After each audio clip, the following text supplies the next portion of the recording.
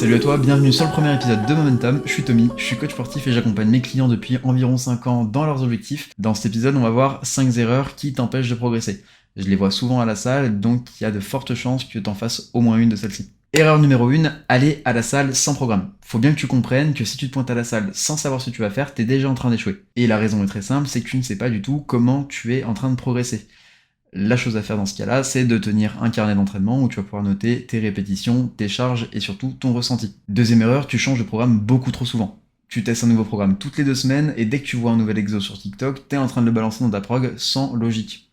Et le problème, c'est que si tu changes de programme tous les 15 jours, tu laisses même pas le temps à ton corps s'adapter. La progression demande de la constance et il faudra que tu gardes un programme au moins 6 à 8 semaines avant de juger de son efficacité. L'erreur numéro 3, selon moi, c'est de ne pas progresser sur la charge et sur la technique. Lorsque tu gardes la même charge, tu n'intègres pas la fameuse surcharge progressive et donc du coup, tu n'as pas d'évolution.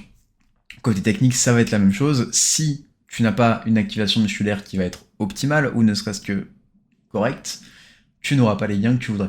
Et je pense sincèrement que si tu soulèves la même charge depuis 6 mois, il faut que tu revoies ta stratégie activement. Donc oublie pas, la priorité numéro 1, ça va être ta technique qu'il va falloir revoir et apprendre. C'est la base. Priorité numéro 2, on va mettre l'accent sur la progression. Donc ça veut dire que tu vas devoir augmenter ton nombre de répétitions ou ta charge de travail toutes les semaines. La 4e erreur, ça va être de négliger ton alimentation ainsi que ta récupération.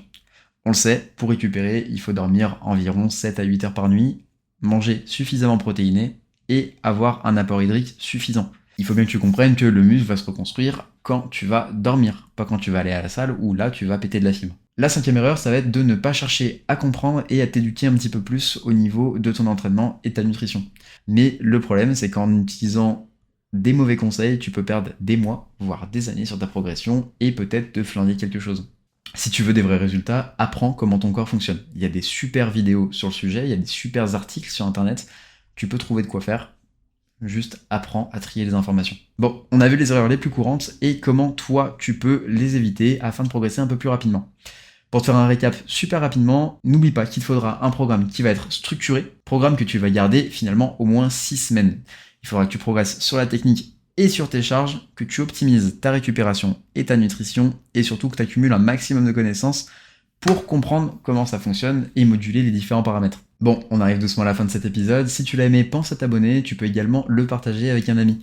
Pour les prochains épisodes, si tu veux me poser des questions auxquelles je pourrais répondre ici, tu peux me les poser sur Insta et TikTok, tm-coaching-.